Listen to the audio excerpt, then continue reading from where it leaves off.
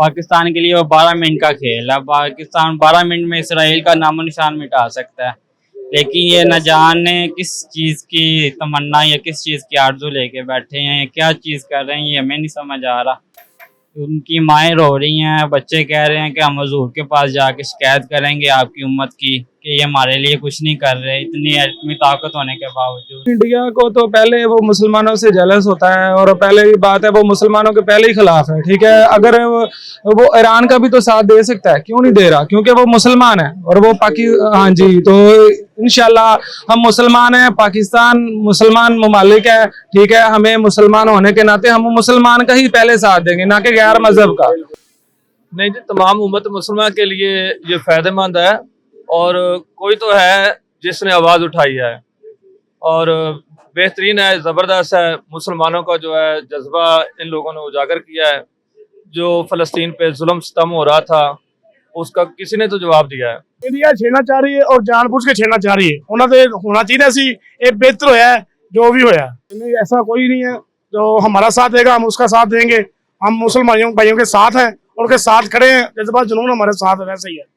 यकीनन इससे फ़ायदा तो होगा फ़लस्तीनी भाइयों को, लेकिन सिर्फ ईरान का हमला करना काफ़ी नहीं है। इसमें हमारे दीगर इस्लामी ममालिक भी हैं जो एटमी ताकत है, उनको भी चाहिए फ़लस्तीन का भरपूर साथ दें, अपने इस्लामी भाइयों की, अपने मुसलमान भाइयों की मदद करें, क्योंकि उस वक्त उनके ऊपर मुश्किल घड़ी है।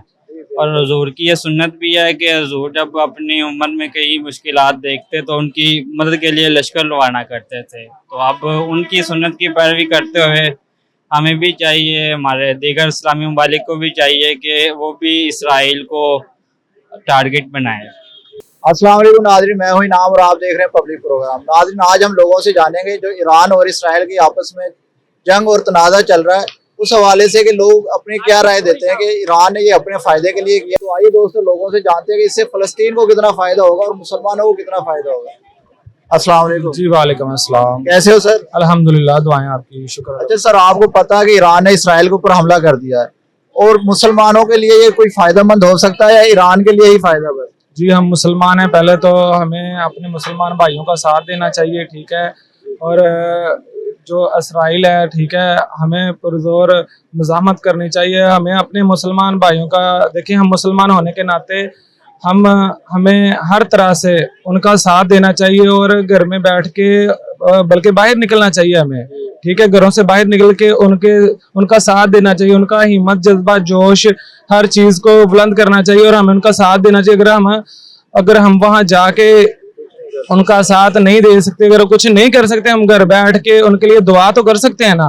अल्लाह पाक के आगे हम नमाज पढ़ के उनके लिए दुआ करनी चाहिए, और उनकी बेहतरी के लिए, और उनकी फलाह के लिए, और उनकी कामयाबी के लिए दुआ करनी चाहिए हमें। लोग कुछ कह रहे हैं कि ईरान ने बस वैसे ही ये हमला नहीं किया, बस वैसे ही एक शोशा उड़ाया कि एक दो नहीं, ऐसी बात नहीं है। हमला किया है तो ये सब कुछ हो रहा है। ठीक है, वो मुसलमानों के खिलाफ है, आपको भी पता है। ठीक है, लेकिन हमें अपने जो है मुसलमान भाइयों का साथ देना चाहिए। अगर ऐसी बात ना होती तो आप मुझसे कभी सवाल भी ना करते। अगर कुछ होता है तो उसके बारे में बात की जाती है, अगर नहीं होता तो उसके बारे में बात नहीं की जाती। अच्छा, जो इंडिया कह रहा है कि हम फलस्तीन का साथ नहीं देंगे, ईरान का साथ नहीं देंगे, हम देंगे इसराइल का साथ, क्योंकि इसराइल इंडिया की मदद करता रहा है, तो आप क्या समझते हो कि इंडिया को भी बीच में आना चाहिए? देखिए, इंडिया को तो पहले वो मुसलमानों से जेलस होता है, और पहले की बात है वो मुसलमानों के पहले ही खिलाफ है। ठीक है, अगर वो ईरान का भी तो साथ दे सकता है, क्यों नहीं दे रहा? क्योंकि वो मुसलमान है और वो हाँ जी, तो इंशाल्लाह हम मुसलमान हैं, पाकिस्तान मुसलमान ममालिक है। ठीक है, हमें मुसलमान होने के नाते हम मुसलमान का ही पहले साथ देंगे, ना कि गैर मजहब का। ठीक है, और जो गैर मजहब है वो गैर मजहब का ही साथ देगा। ठीक है, क्यों नहीं जाग रहे? हमारी हुकूमत कब जागेगी? हमें जागना चाहिए, हमें जागना चाहिए। हमें ये जो भी पैगाम है हमारी हुकूमत, जो पीएम साहब हैं, ठीक है, सीएम साहब हैं, जो भी उनके तक हमारा मैसेज है कि हम उनका साथ दें। ठीक है, हम भी उनके साथ हैं, और वो भी आगे ईरान का साथ दे, ताकि जितने भी मुसलमानों पे जुल्म है वो ख़त्म हो रहा है, वो उन पे मज़ाहमत की जाए। क्योंकि लोग कह रहे हैं कि लोग क्या कह रहे हैं, आपको नजर आ रहा है कि तीसरी आलमी जंग की तरफ जा रहा है? जी बिल्कुल ऐसे ही है, लेकिन मुसलमान, देखें, कोई भी भाई है वो ये तो नहीं चाहेगा कि मुसलमान ममालिक कोई भी है वो आपस में लड़ाई झगड़ा करे। ठीक है, जो हमारे नबी ने हमारे सिखाया है वो लड़ाई झगड़े बिल्कुल नहीं सिखाया हमें। ठीक है, प्यार मोहब्बत से। वैसे भी पुरअमन लोग हैं। जी जी बिल्कुल ऐसे ही है, पूरा अमन है और सुकून है। हमें नमाज पढ़ के लिए हर किसी के लिए बेहतरी की दुआ करनी चाहिए। अल्लाह पाक हर किसी को सुकून में रखे और बेहतरी की तरफ मुल्क और कौम तरक्की की तरफ आए। बहुत शुक्रिया। ये तो दोस्तों आप लोगों ने राय सुनी, मजीद लोगों से भी पूछते हैं। अस्सलाम वालेकुम।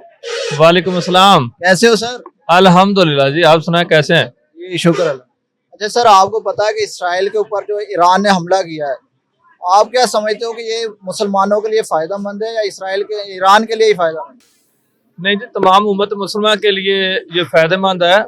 और कोई तो है जिसने आवाज़ उठाई है और बेहतरीन है, ज़बरदस्त है। मुसलमानों का जो है जज्बा इन लोगों ने उजागर किया है। जो फ़लस्तीन पे जुल्म सितम हो रहा था उसका किसी ने तो जवाब दिया है। कि इंडिया इसराइल का साथ दे रहा है, तो आप क्या समझते हो कि इसराइल की जो जंग है इंडिया उसमें शामिल होना चाह रहा है, वो बढ़ाना चाह रहा है इसको? पहली बात तो ये है कि जो इंडिया मुल्क है उसमें मुसलमान उसमें बहुत ज़्यादा हैं। चंद अनासर हैं जो यहूद व नसारा जो उनका साथ दे रहे हैं इसराइल का। बहरहाल जो है इंशाल्लाह फतह इंशाल्लाह इस्लाम की ही होगी। जितना यहूद व नसारा इकट्ठा होगा इंशाल्लाह मुसलमानों के अंदर भी जज्बा पैदा होगा और तमाम उम्मत मुसलमान इकट्ठी होगी और इंशाल्लाह इस्लाम का गलबा होगा। तो मुसलमान कब एक होंगे? आप क्या समझते हो, मुसलमानों को जागना चाहिए कि नहीं जागना इंशाल्लाह चाहिए? जी, इंशाल्लाह ये पहला जो है कदम उठाया है ईरान ने और इंशाल्लाह उम्मत मुसलमान पूरी जागेगी। इंशाल्लाह ऐसे ही पूरी उम्मत मुसलमान जागेगी। जी सर, आप क्या कहना चाहोगे इसके हवाले से? सर ਅਸੀਂ ਵੀ ਇਹੀ ਕਹਿਣਾ ਚਾਹੁੰਦੇ ਕਿ ਜੋ ਹੋ ਗਿਆ ਹੈ, ਬੜਾ ਅੱਛਾ ਹੋਇਆ ਹੈ। ਜਿੱਥੇ ਸਾਰੇ ਖਬਰਾਂ ਜਾਂਦੀਆਂ ਸੀ, ਜਿੱਥੇ ਸਾਰੇ ਇਕੱਠੇ ਹੁੰਦੇ ਸੀ, ਇਹ ਉੱਥੇ ਹਮਲਾ ਹੋਇਆ, ਇਹਦੇ ਸਾਡੇ ਵਾਸਤੇ ਬਹੁਤ ਬਿਹਤਰੀ ਹੋਈ, ਬਹੁਤ ਜ਼ਿਆਦਾ ਬਿਹਤਰੀ ਹੋਈ ਹੈ। ਅਗਰ ਇੰਡੀਆ ਦਾ ਸਾਥ ਦਿੰਦੀ ਹੈ ਤੇ ਸਾਡਾ ਵੀ ਜਜ਼ਬਾ ਜਨੂਨ ਹੈ, ਅਸੀਂ ਉਹਦਾ ਵੀ ਸਾਥ ਦੇਵਾਂਗੇ।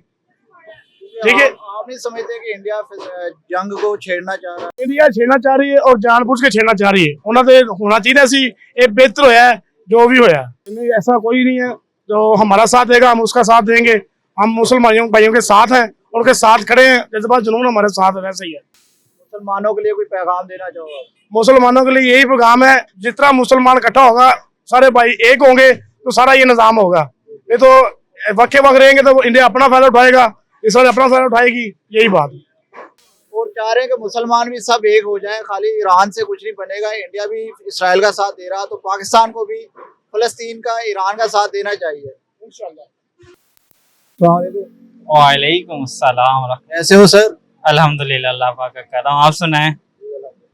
सर, आपको पता है कि जो अभी ईरान ने फलस्तीन का बदला लिया, उसने कहा कि जो हमारे हिजबुल्लाह का सदर जो मरा सरबरा और फलस्तीन में जो खूनरेजी हो रही है उसका हमने बदला लिया है, जो इसराइल के ऊपर हमला किया ईरान ने। आप क्या समझते हो, उससे मुसलमानों को कोई फायदा होगा या अच्छा किया है? यकीनन इससे फ़ायदा तो होगा फ़लस्तीनी भाइयों को, लेकिन सिर्फ ईरान का हमला करना काफ़ी नहीं है। इसमें हमारे दीगर इस्लामी ममालिक भी हैं जो जो एटमी ताकत है, उनको भी चाहिए फ़लस्तीन का भरपूर साथ दें, अपने इस्लामी भाइयों की, अपने मुसलमान भाइयों की मदद करें, क्योंकि उस वक्त उनके ऊपर मुश्किल करी है।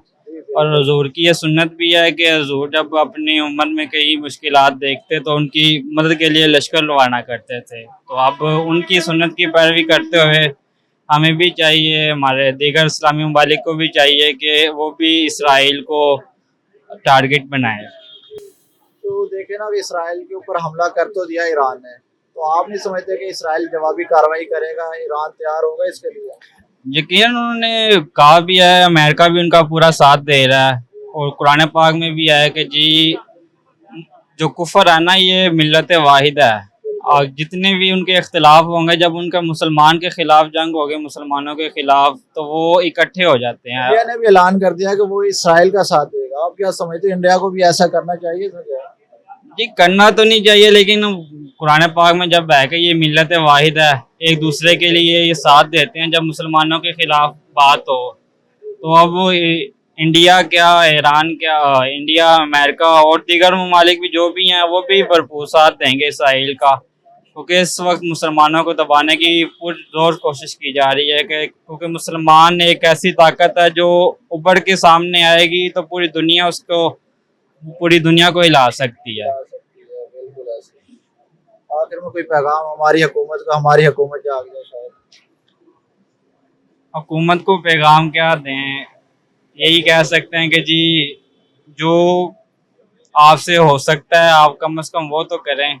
आप अगर जंग नहीं कर सकते, कम से कम खुल के उनकी मुज़ाहमत तो कर सकते हैं ना। जो उनका साथ दे रहा है अमेरिका, इंडिया या जो भी है, जो कुछ भी कर सकते हैं कम से कम आप वो तो करें। चले आपने अपने हाथों को बांधा हुआ है, नहीं खोल रहे, हमारे पास इतनी एटमी ताकत होने के बावजूद भी इसराइल फ़लस्तीनी मुसलमान को सबसे ज़्यादा उम्मीद हम पाकिस्तानियों से है कि ये एटमी ताकत है, ये हमारी ये हमें ताउन करेंगे। लेकिन हम पता नहीं किस चीज़ का इंतज़ार कर रहे हैं कि हम कुछ भी नहीं कर पा रहे उनके अगर हम लिए। एक मिसाइल इधर से छोड़े तो इसराइल का कुछ भी नहीं बचेगा, ये भी आपको सही पता है। ये एक इंटरव्यू में मैंने सुना था किसी के, वो कह रहे थे कि 12 मिनट की रेंज में इसराइल 12 मिनट के लिए पाकिस्तान के लिए वो 12 मिनट का खेल है। पाकिस्तान 12 मिनट में इसराइल का नामो निशान मिटा सकता है।